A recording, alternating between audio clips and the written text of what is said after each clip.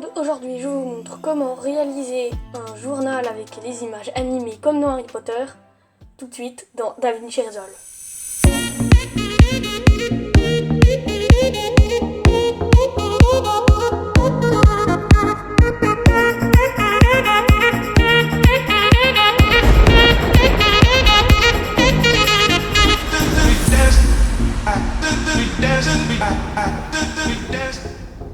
Tout d'abord, vous devez scotcher ou dessiner des petites croix sur une paroi de votre journal. Bon, vous pouvez écrire votre journal de toutes pièces, vous pouvez écrire des choses sur votre journal, bon ça je n'ai pas pris le temps de le faire, mais c'est important, c'est assez important d'avoir des croix là où vous voulez incruster votre image. Pour le tracking, ce sera beaucoup plus précis. Vous pouvez le faire sans croix, mais ce sera beaucoup moins précis. Bon allez, moi je disparais et on se retrouve dans DaVinci Resolve.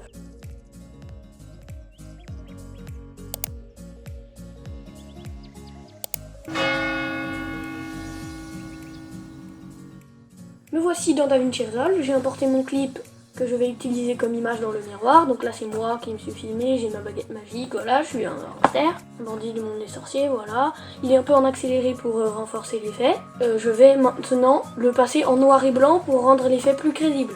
Donc je vais, sur ce plan, je vais passer dans la partie étalonnage. Et ici, dans les roues colorimétriques, je mets la saturation à 0.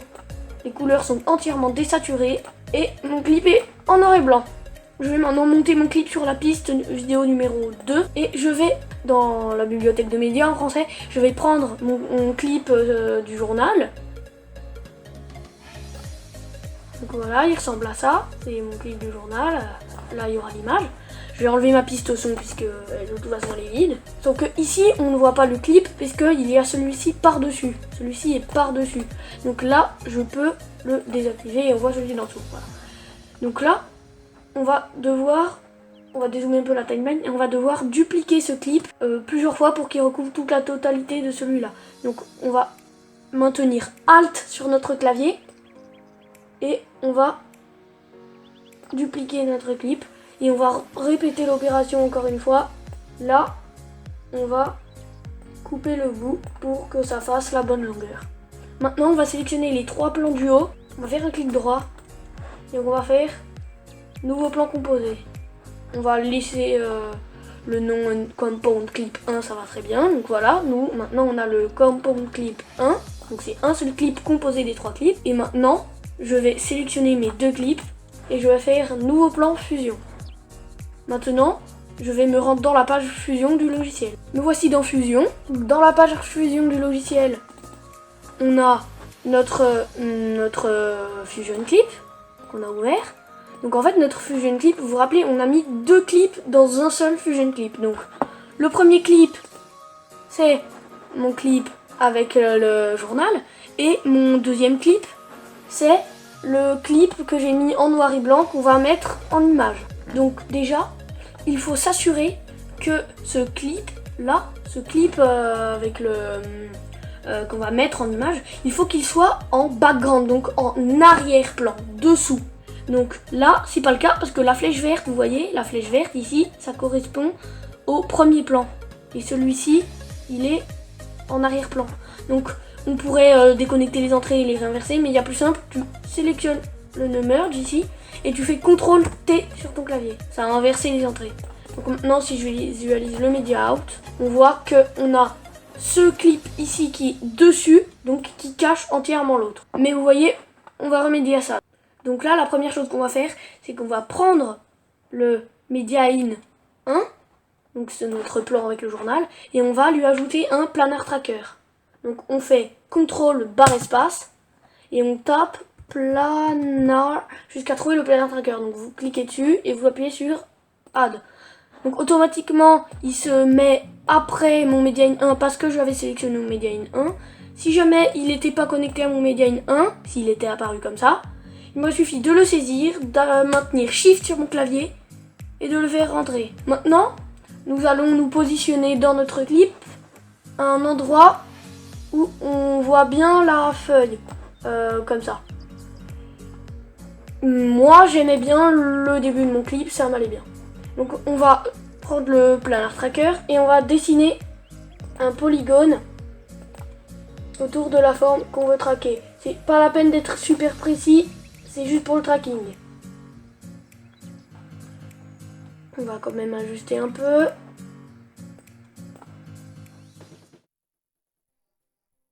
Voilà. Et on va appuyer ici sur Set. Ici, on va laisser le motion type perspective. On va appuyer sur Track to End, c'est-à-dire traquer vers la fin. Donc là, ça prend un peu de temps selon votre machine. Ça dépend de votre machine. Donc je vais vous le passer en accéléré.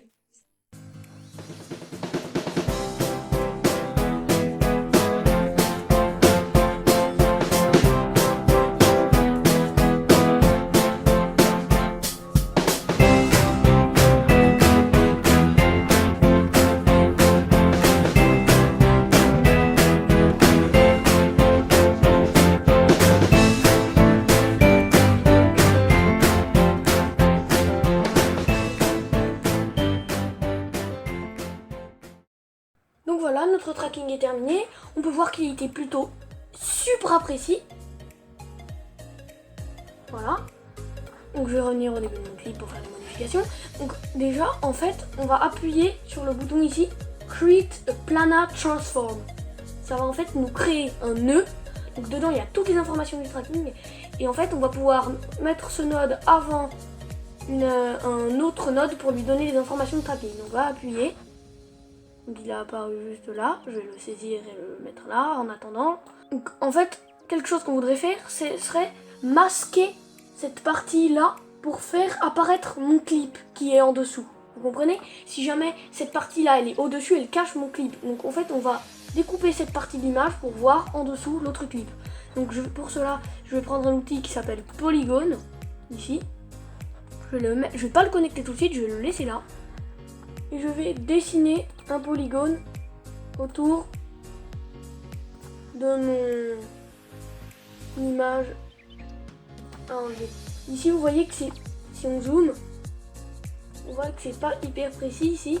Donc je vais prendre le coin et là avec la petite manette comme ça, je vais rendre plus smooth la courbe. Voilà. Pareil en haut. Pas besoin d'être hyper précis non plus, ça demande un peu de précision mais ça va, c'est pas non plus. Et là je prends la sortie de mon polygone et je la relie à l'entrée Effect Mask, donc l'entrée bleue là de mon Media In. Donc là, si je dézoome, regardez, on voit que c'est mal paramétré, puisque en fait on voit que ça et nous c'est l'inverse qu'on voudrait. Donc on va sur notre polygone, dans l'inspecteur là, et on va appuyer sur Invert. Et là vous voyez que c'est bien. Parce que, regardez, on a un trou ici et on voit notre image. Alors, elle est mal cadrée. On va remédier à ça tout de suite. Mais d'abord, regardez le premier problème. Quand je fais lecture, mon masque qui découpe l'image n'est plus du tout calé. C'est là qu'on va donner les informations du tracking à notre polygone. Donc, on va mettre le planar transform qu'on a créé tout à l'heure. On va le mettre entre le polygone et le Media In. Voilà. Donc maintenant, si je fais lecture, regardez bien.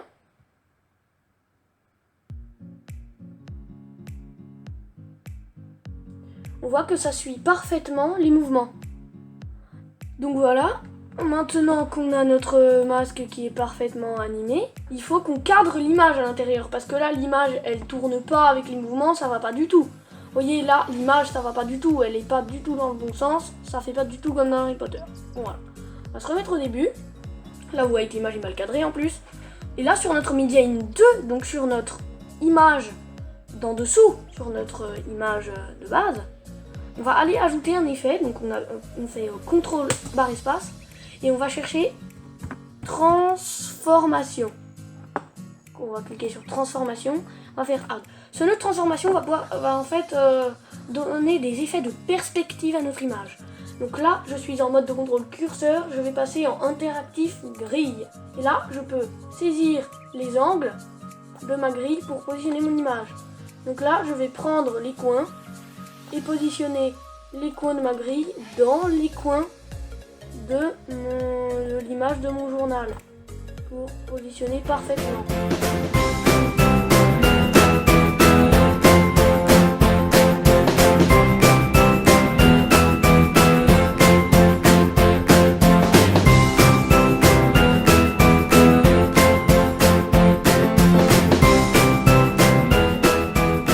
Voilà, on peut voir que notre image est bien cadrée et nous allons donc maintenant faire lecture pour voir le résultat.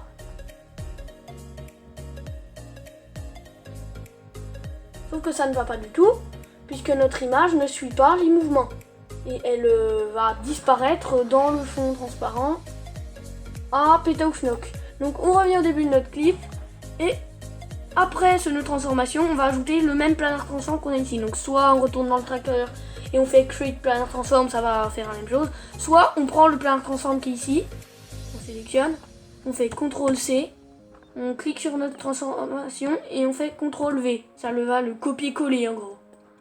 Voilà, moi je préfère cette solution. Et maintenant, si je fais lecture, donc ça fait pas une lecture en temps réel parce que je suis dans Fusion et que j'utilise un effet qui fait charger mon PC. Voilà, mais on peut voir quand même le résultat de cet effet qui est plutôt sympathique. Voilà, maintenant il ne vous reste plus qu'à retourner dans la page montage, d'ajouter une musique d'ambiance et vous avez ce résultat.